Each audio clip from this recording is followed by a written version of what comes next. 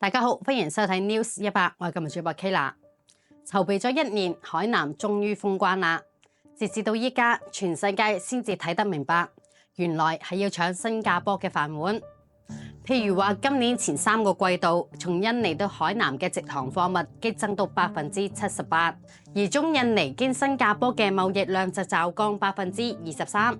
泰國散貨經新加坡中轉量半年內更加暴跌32%。東南亞嘅經濟大哥二哥一齊俾呢個偽裝成國家嘅貨物公司新加坡嚟咗一個釜底抽薪。不過可能有朋友唔認同，如果封關就可以再做一個新加坡，海南咁一早去咗邊度呢？馬六甲嘅鴻運地位點喺一個海南島就可以左右嘅呢？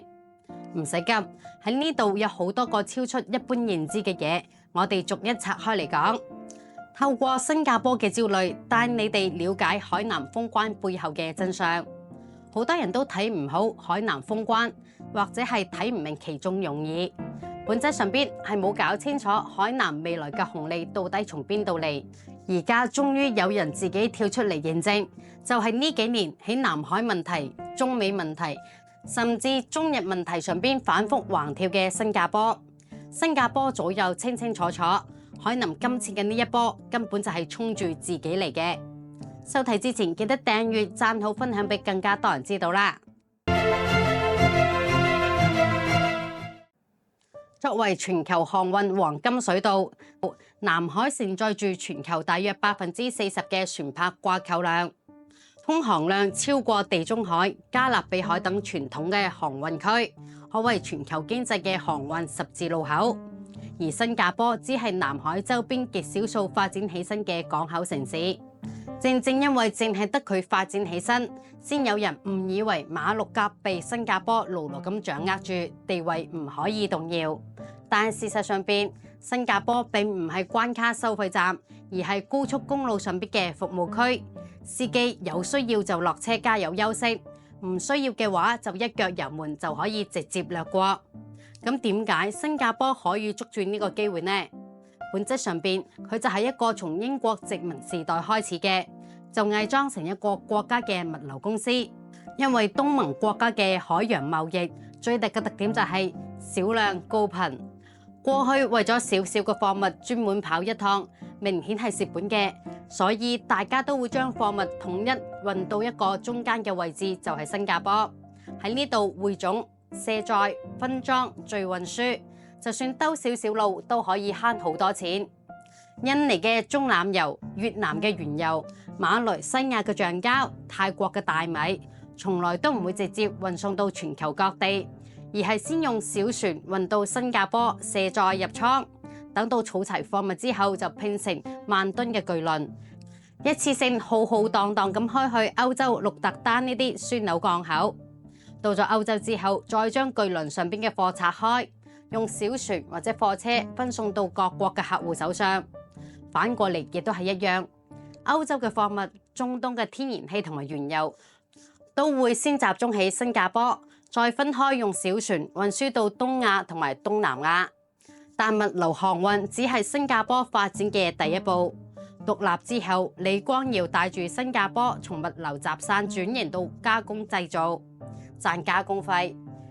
比如越南有原油但冇煉油嘅能力，新加坡就話我幫你煉成石油，你俾少少加工費我，之後你再出口到歐洲，你會賺得更加多。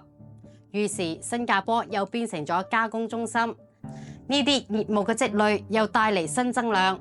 比如越南發往歐洲嘅石化產品，歐洲嘅貨款打到新加坡，銀行結算之後再支付俾越南，業務越嚟越多，就好似支付寶咁樣，大量資金沉澱喺新加坡，慢慢咁樣新加坡就向金融中心嘅方向發展，逐漸成為亞太金融中心。正係服務休息區、倉儲集散點、加工中心、金融中心呢4個要素層層疊進，先至有今日嘅新加坡。而新加坡會驚海南封關嘅根本原因，就係東南亞嘅物流嘅底層邏輯變咗。以前無論東盟內部點往來，定係同歐洲、美洲做生意，新加坡都係唯一個選擇。但係依家東盟最大嘅客戶係邊個？係中國。好多做外貿生意嘅人都知道，以前東南亞嘅貨物運去中國，都係要去新加坡兜一個大轉，卸貨、報關再裝船，白白多跑咗2000公里，淨係中南油每噸都要俾新加坡上供120美元。但係依家就唔同啦，直航海南洋浦港6-7日就到啦，物流成本直劈到30%。仲有印尼嘅椰子。以前從印尼運去海南要中轉7-8個港口，耗時40幾日。依家經洋浦港直達只需要7日，加埋1個小時嘅電子報關嘅速度，23間嘅印尼企業直接將廠搬咗嚟海南。而呢個仲係只係得一條航線咋。目前洋浦港已經開通63條內外貿嘅航線，覆蓋東南亞、印巴、中東。再加埋計劃開通南美航線，未來南海、太平洋、大西洋海陸聯運通道就達成咗。呢條航線對外輻射太平洋、大西洋，對內連接內陸。舉個例子，借助成都國際鐵路班列，東南亞嘅產品經洋浦上岸之後，48個小時內可以抵達成都，再分撥到西北、中亞市場。透過中老鐵路等幹線，海南加工嘅工業產品就可以經過雲南直達老撾、泰國等東盟嘅國家。雲南亦都成為咗海南連接中南半島嘅陸上橋頭堡。呢種佈局令到海南唔再係一個孤立嘅海島，而係連接中國大陸同埋東盟輻射海上絲綢之路嘅樞紐點。呢個時候，你再回頭睇睇海南自貿港嘅各種策略。點解要免稅？點解要俾倉存便利？點解要設最高稅？基本就係摸住新加坡4部曲全面對標升級而嚟嘅。你新加坡煮飯、飲水、購物、休閒嘅服務區，所有商品嘅稅點最高只有4%。我海南直接6600個稅目零關稅，再加埋旅遊、療養、休閒、文化一條龍服務。你新加坡可以集散全倉，我海南面積大過你幾十倍，成本仲低得好多。向北仲可以聯通陸上絲綢之路，向東甚至可以直航南美。你新加坡做加工中心，我都搞加工貿易。企業稅15%，比你低2個點，個稅封頂15%，比你低足9個點。加工之後增值30%，就可以免稅進入全中國市場。無論邊方面都遠比起新加坡嘅加工有利可圖。關鍵係海南仲要向高端製造邁進，仲有文昌航天發射基地，唔係要代替北上廣，而係要掌握面對新加坡嘅不對稱優勢。最後，你新加坡背靠華爾街發展金融中心，我就依賴一帶一路、亞投行、金磚銀行等。隨住人民幣跨境支付系統喺東盟普及，東盟企業就可以直接用人民幣結算，從而將亞太乃至全球貿易物流中心同埋金融中心一步步從美國控制嘅馬六甲海峽向北移3000幾公里外嘅海南。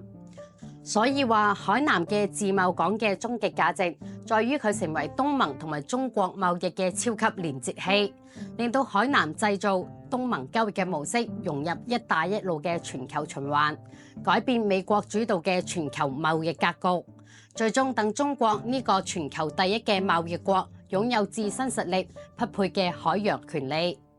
咁問題就嚟啦，建設海南嘅口號已經嗌咗30-40年，點解今次終於大刀劈斧去做呢？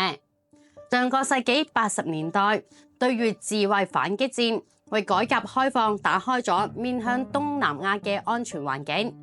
2016年南海中美對峙事件，令到中國開始逐步掌握南海主導權。曾經喺中美之間走中間路線嘅新加坡，點解會越嚟越急呢？正正係因為新加坡都好清楚自己有錢，並唔係因為馬六甲呢個位置，而係背後嘅美軍基地，或者係話美國喺亞太地區嘅主導權。新加坡冇廣闊嘅腹地同埋內需嘅市場，金融業高度依賴華爾街資本。外匯儲備中美元資產佔比超過60%，管理嘅美元資產規模超過1.2萬億，有超過3000幾間嘅美國企業選擇喺新加坡設立區域總部。呢啲嘅機構貢獻咗當地22%嘅國內生產值。佢嚴重依賴美國嘅核心盟友地位，先可以喺東南亞扮演話事人嘅角色。喺中美東升西降嘅呢個時代趨勢之下，新加坡嘅焦慮越嚟越嚴重。呢幾年，新加坡國企喺全力投入印度市場，就係為咗重新揾出全球勢力嘅平衡點。所以話今年海南封關並唔係政治驅動強行定調嘅，而係各方面嘅水到渠成。最後，我哋再翻開頭嘅問題：海南自貿港嘅經濟紅利到底從邊度而嚟呢？今日嘅報道就嚟到呢度啦。如果大家中意我哋嘅影片，就記得訂閱、讚好我哋嘅頻道，就可以收到我哋嘅影片啦。多謝你收睇，我哋下集再見啦，拜拜。